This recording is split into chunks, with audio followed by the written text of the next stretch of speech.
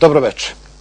Šušnjar je mjesto pored Sanskog mosta i po veličini zločina koji je počinjen nad Srbima s pravom se stavlja na poziciju jednog od najvećih stratišta u Drugom svjetskom ratu. Gosti emisije su gospođa Zorka Delić-Skiba, dobro večer. Dobro večer. Gospodin Vladimir Lukić, dobro večer. Dobro večer. I moj kolega, gospodin Mihajlo Orlović, dobro večer. Dobro večer. Gospodin Lukiću, kako mi koji smo učili školu u onoj staroj Jugoslaviji nismo znali da je u Sanskom mostu počinjen toliki zločin nad Srbima, sada ili ja nisam bio na tom času ili nismo to imali u knjigama, niti je bilo u onim ekskurzijama, bilo Šušnjar, bilo mjesto koje se posjećivalo u onim čuvenim socijalističkim ekskurzijama. Kako je to moguće? Pa vrlo jednostavno. Ne radi se o izostanku sa časova, ne radi se o tome da učenici nisu to zapamtili, radi se o tome što je politika u to vrijeme bila takva koja je jednostavno stavila sve te probleme pod tepih, kako mi to obično kažemo, a to znači ne treba govoriti o zločinima, ne treba govoriti o pokoljima, i to naročito pokoljima koji su izvršeni 1941. godine od strane ustaša.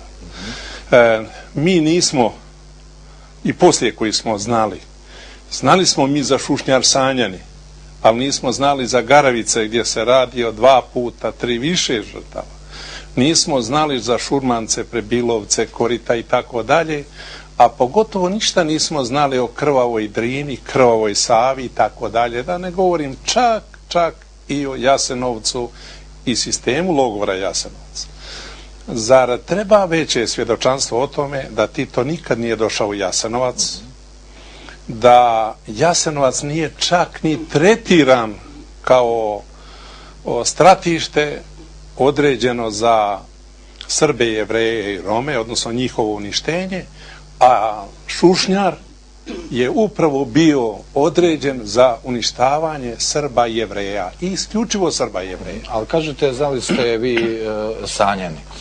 Evo, Banja Luka je 80 km od Sanskog mosta, ovdje ljudi nisu znali za takav jedan zločin. Da li se tokom te socijalističke Jugoslavije moglo pričati na glas o takvim stvarima u Sanskom mostu i da li se moglo uticati na neki način da se to sazna širom bivše Jugoslavije? Pa ono što smo mi čuli o tim stratištima i na strani kod nas, čuli smo od kolega, učenika, studenata i tamo gdje smo hodali po terenu. Inače, nismo drugačije čuli. Jedan primjer će biti perfektan. Moj dobar prijatelj došao je svom kolegi, profesoru u Sanskom mostu, i tražio od njega da obiđu Šušnjar. Međutim, on je njega na Šušnjar izveo navečer kad je počeo suto. On je pitao zašto to? Pa znaš, ovdje se nerado priča i prijeko gleda na one koji o Šušnjaru mnogo pričaju. Dobro, podaci kažu da je najmanje 5.500 srpskih civila ubijeno u tom mjestu, da je 50 Jevreja ubijeno i oni koji su preživjeli kažu da samo oni koji nisu pobjegli nisu stradali. Da, to je tačno. Mi koji smo gledali sa strane kao djeca i stariji, nisu znali, izuzev što su čuli pucnje, mitraljeze, kako strijeljaju, nisu znali šta se tamo radi de facto, dok recimo prvi čovjek nije izišao iz jame i došao među ljude i kazao šta se tamo radi. Prema tome, to je bilo tako dobro organizovano da su ljudi jednostavno uništavani i odmah zakopavani. Dobro, gospođo Zorka, vi ste živjeli na tom mjestu. Koliko se sjećate tih dana? Ja sam rođena u Kruharima, jedno 100 metara udaljeno od Šušnjara. To je imanje bilo mog oca. 1941. godine za Đurđevdan, to je naša krsna slava.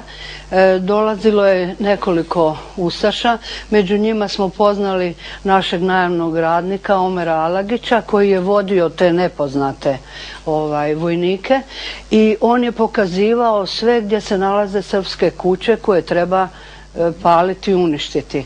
Kad je došao kod naše kuće, počeli su prevrtati sofru, svijeće gaziti, ikone i moj otac je bio zaprepašten, nije mogao da vjeruje kakva su to došla vremena da se tako nešto radi na krsnoj slavi. Ubrzo posle toga taj Omer Alagić, naš najamni radnik, došao je i kaže: gazda, zovu vas u opštinu na neku, ne znam, neku registraciju, nešto. I on je i njegov brat Dušan zajedno su živjeli u domaćinstvu, otišli. I mi tada više nikad nismo ni vidjeli, nisam vidjela ni oca ni strica. Ubrzo posle na Šušnjaru, na imanju mog oca, neki u fesovima počeli su da kopaju dvije jame, duge 40 metara, široke 4, duboke 2,5 metra, široke 4 metra i nismo znali zašto to rade. Kasnije smo saznali da je moj otac i stric bili su u žitnom magazinu, mučeni i tjerani da jedan drugom lome noge i ruke kako ne bi pobjegli iz zatvora.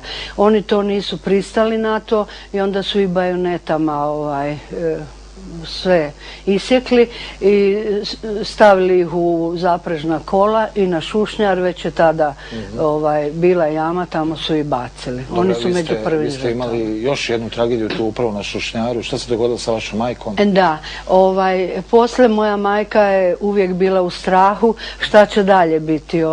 Nas 9 djece, ona sama ostala. I mi smo malo na proplanku imali kuću, tako da je ona jednog dana vidjela, to je negdje konac jula, vidjela je opet grupu ustaša, opet i predvodi taj Omer Alagić i sad sve redom pale srpske kuće. Majka je već naslutila da će se to i kod nas desiti i ona je puna straha nas 9 sakrila u kukuruze i prije nego što je ona ubijena. Dok je još bila u kukuruzima vidjeli smo da gori naša kuća, štala, strašna rika konja i krava i ona je izašla da tu stoku, da se ne uduši u dimu, da ih pusti.